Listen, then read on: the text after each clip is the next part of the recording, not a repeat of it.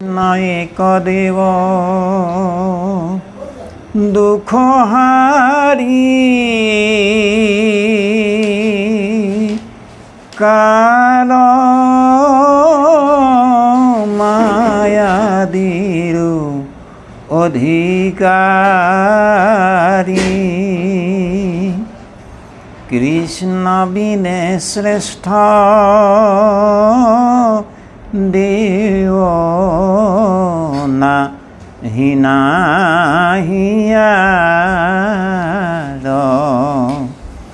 কৃষ্ণ বিনে শ্ৰেষ্ঠ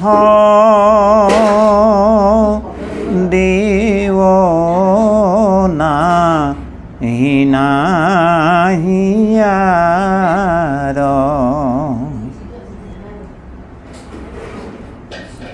প্ৰভু সমস্ত আই মাতৃবৃন্দ, আজি আমাৰ আপনা সমস্তজনৰ তথা সেৱকীৰ কামনা হ'ল একাদশ স্কন্ধৰ কৃষ্ণ উদ্ধৱ সংবাদ শ্ৰৱণ। ভাগৱত গ্ৰন্থত বহুটি লক্ষণ বৰ্ণিত হৈ আছে। ইয়াৰ ভিতৰত একাদশ স্কন্ধৰ লক্ষণ ভাগৰ নাম মুক্তি। মুক্তি মানে এই মায়াময় সংসাৰৰ কোনো প্ৰকাৰৰ জ্বালা যন্ত্ৰণা, য'ত যি বিদ্যাক আহৰণ কৰাৰ পাছত কাল আৰু মায়াৰ কোনো প্ৰভাৱ তাত পৰিব নোৱাৰে, সমস্ত সাংসাৰিক চিন্তা চৰ্চাৰ পৰা ঊৰ্ধত যোৱা ইয়াৰ নাম হ'ল মুক্তি। সেইকাৰণে পদত এনেধৰণে এই কথাসমূহ আছে। অ ৰাম বিদ্যায়ে ৰাৱে জীৱে ব্ৰহ্মলোকে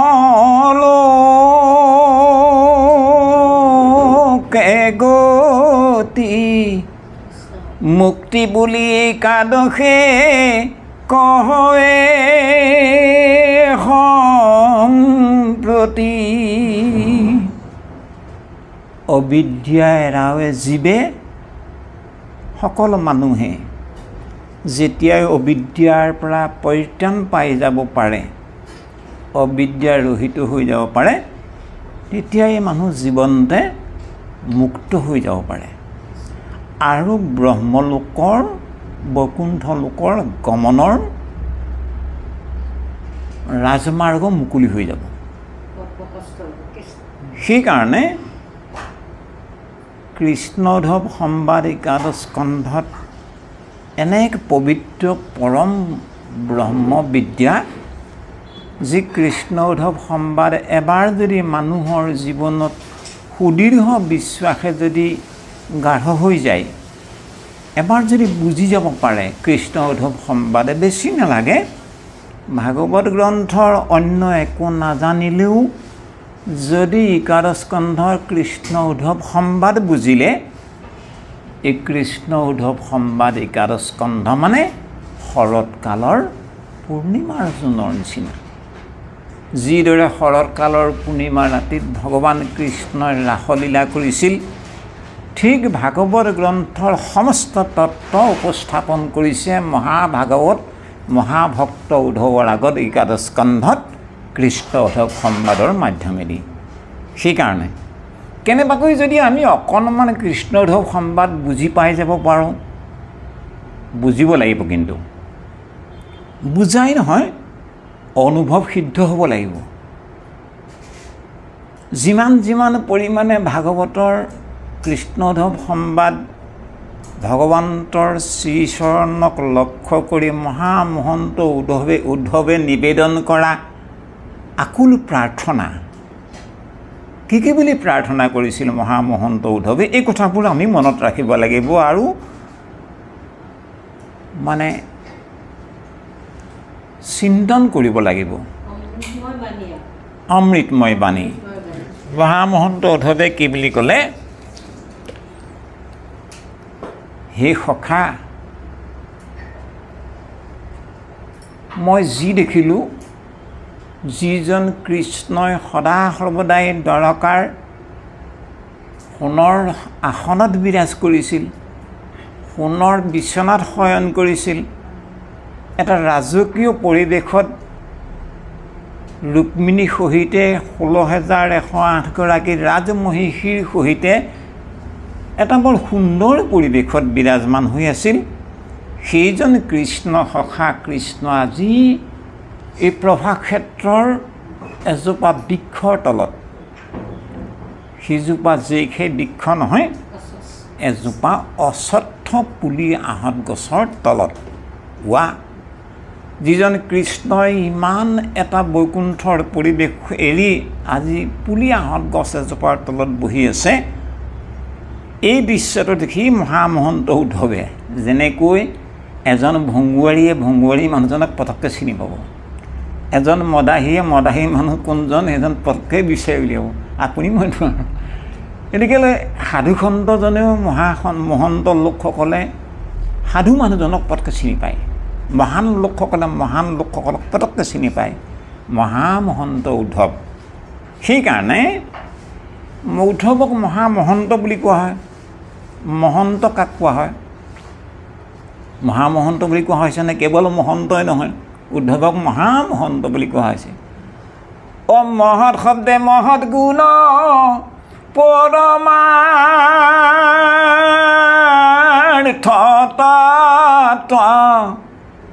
ইহাত পাৰগত ভৈলে বোলয় মহন্ত। মহৎ শব্দে মহৎ গুণ এভাগৰ কথা প্ৰকাশ কৰে। মহৎ গুণ কি? তপ জপ নেকি? যাগ যজ্ঞ নেকি? দান দক্ষিণা নেকি? শ্ৰাদ্ধপিণ্ড নেকি? তীৰ্থভ্ৰমণ নেকি? নহয়।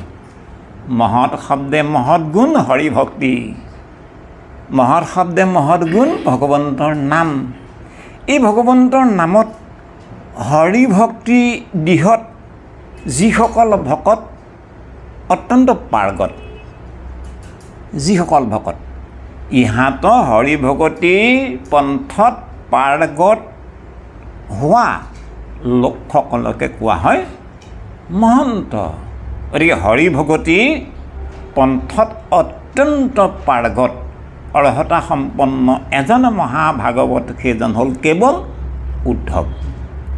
গতিকে সেইকাৰণে উদ্ধৱৰ এই গুণটো আছে কাৰণ উদ্ধৱক কোৱা হয় মহামহন্ত। উদ্ধৱে জানিলা কৃষ্ণৰ হবে ইংগিত। কৃষ্ণৰ গোটেই কথাবোৰ উদ্দেশ্য কি, অভিপ্ৰায় কি, কৰিব বিচাৰিছে কি, এই গোটেই কথাখিনি নোকোৱাকৈয়ে যিহেতু মহামহন্ত উদ্ধৱ, গতিকে এই মহামহন্ত মহৎ গুণৰ অধিকাৰী হোৱাৰ কাৰণে উদ্ধৱে কৃষ্ণৰ শ্ৰীমুখে সখা মই আৰু বেয়া লাগিছে থাকি ইয়াত বৈকুণ্ঠলৈ যামগৈ এই বুলি একো কোৱা নাই। কিন্তু কৃষ্ণ যে যিটো পৰিৱেশত বহি আছে বৃক্ষৰ তলত, এই পৰিৱেশটো দেখি মহামহন্ত উদ্ধৱে জানিলা কৃষ্ণৰ হবে ইংগিত, অৰ্থাৎ গোটেই অভিপ্ৰায়টো বুজি পাই গ'ল। তেতিয়া উদ্ধৱে ভগৱন্তৰ চৰণত নিবেদন কৰিছে কেইটামান কথা। কি বুলি? হে সখা, মই তোমাৰ এনেহেন অৰুণ দুখানী চৰণ সদা সৰ্বদাই সেৱা কৰি কৰি মই সংসাৰ তৰিম বুলি ভাবি আছিলোঁ, কিন্তু মোৰ আশাত পূৰ্ণ হয়তো নহ'ব। তুমি যে বৈকুণ্ঠলৈ যাবাগে, বংশক যে তুমি সংহাৰ কৰিলা, এনেইতো সংহাৰ কৰা নাই, নিজৰ এটা বংশ, অন্য কোনোবা বংশ দুটা নহয়। যেনেকৈ কুৰু পাণ্ডৱ দুটা বংশ, দুটা বংশৰ মাজত কাজিৰা সূত্ৰপাত কৰি দুৰ্যোধনৰ নিচিনা ধৃতৰাষ্ট্ৰৰ নিচিনা আসুৰী শক্তিবিলাকক পঞ্চপাণ্ডৱৰ হতুৱাই নিপাত কৰাই ধৰ্মক প্ৰতিষ্ঠা কৰি সাধুসন্তক পৰিত্ৰাণ কৰিলা। তোমাৰ যদু বংশটোকো তুমি বিপ্ৰসাপৰ চলে, তোমাৰ যদু বংশৰ কোনো অপৰাধ নাই, তুমি নিজেই বিপ্ৰসাপৰ কাৰণ হৈ যদুবংশ তোমাৰ বংশটোকো ধ্বংস যে কৰিলা, মই জানিলোঁ তুমি নিশ্চয় বৈকুণ্ঠলৈ যাবাগৈ।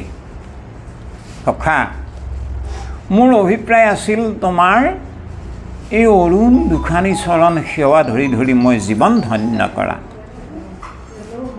কিন্তু মোৰ আশা পূৰ্ণ নহ'ল। তুমি বৈকুণ্ঠলৈ যাবা, এটা কথা খাটাং মোকো লগত লৈ যাব লাগিব, আৰু যদি মোক এৰি থৈ যোৱা তেতিয়াহ'লে এৰাম শয়নে ভোজনে স্নানে গৈপ্য স্থানে সদা সেৱা কৰোঁ স্বামী। তুমি এৰিলাতে ঐ বন্ধু মাধৱ অৱশ্যেকে যাইব মৰি। মই খাটাং, মই তোমাক কিমান ভাল পাওঁ জানা?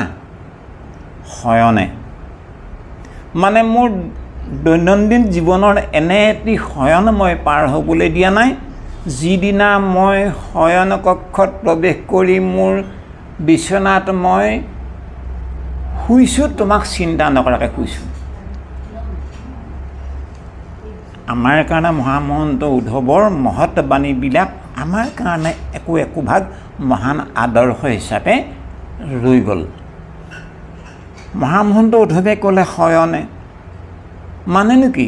আমাক এই জ্ঞানটো প্ৰদান কৰিছে যে আমি সদা সৰ্বদাই এমুঠি অন্ন লওঁতে ভগৱন্তত অৰ্পণা কৰি অন্ন গ্ৰহণ কৰিব লাগে। শয়ন গ্ৰহণ কৰোঁতেও ভগৱন্তত অৰ্পণা কৰি শয়ন গ্ৰহণ কৰিব লাগে। ভগৱন্তত অৰ্পণা কৰি খাব লাগে কেলে?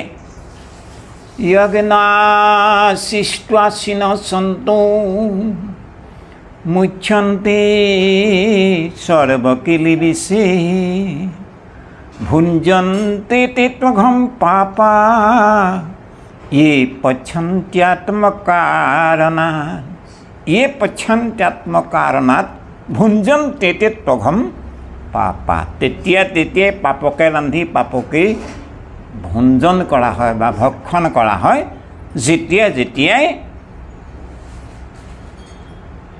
ঈশ্বৰত অৰ্পণা নকৰি অন্ন গ্ৰহণ কৰি দিলে। ঈশ্বৰত অৰ্পণা নকৰি অন্ন গ্ৰহণ কৰা মানে পাপকে ৰান্ধি পাপকে খোৱা হৈ যায়।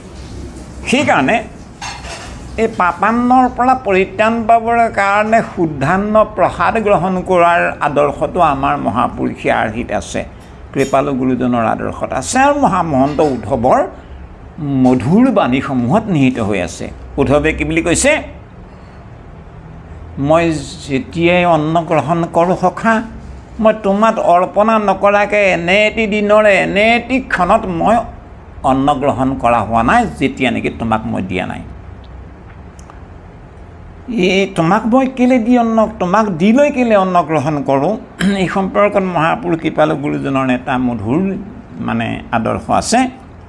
এই বুলি কৈছে, অ ৰামে তোমাতে দিলে আপোনাত মিলে নেদিলে নিমিলে তাত যেন দৰ্পণত মুখক চাহিলে প্ৰতিবিম্ব আছে তাত।